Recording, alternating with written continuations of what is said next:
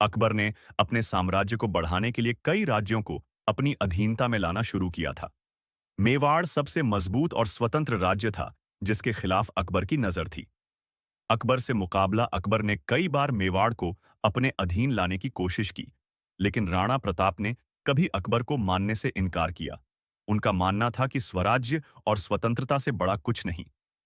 हल्दी घाटी का युद्ध 176 विस्तार से यह युद्ध राजस्थान के हल्दी घाटी इलाके में लड़ा गया।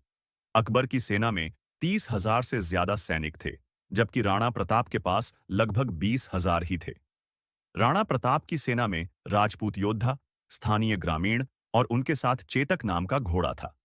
युद्ध बहुत ही भयंकर और लंबा चला। इस युद्ध में राणा प्रताप ने बहादुरी से लड़ते हुए अपने किले और जमीन की रक्षा की। युद्ध के दौरान उनका घोड़ा चेतक गंभीर रूप से घायल हुआ, लेकिन उसने राणा प्रताप को सुरक्षित निकालने में मदद की। यह युद्ध निर्णायक तो नहीं था, लेकिन राणा प्रताप ने मुगलों को मेवाड़ पर कब्जा करने से रोक दिया। जीवन की अन्य लड़ाइयां और कठिनाइयां। हल्दी घाटी के बाद राणा प्रताप को कई बार अपनी जमीन खोनी पड़ी।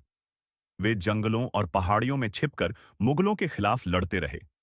उन्होंने कभी हार नहीं मानी और हमेशा स्वतंत्रता की रक्षा की।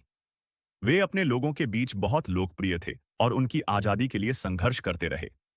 राणा प्रताप और चेतक की दोस्ती। चेतक राणा प्रताप का प्रसिद्ध युद्ध घोड़ा था।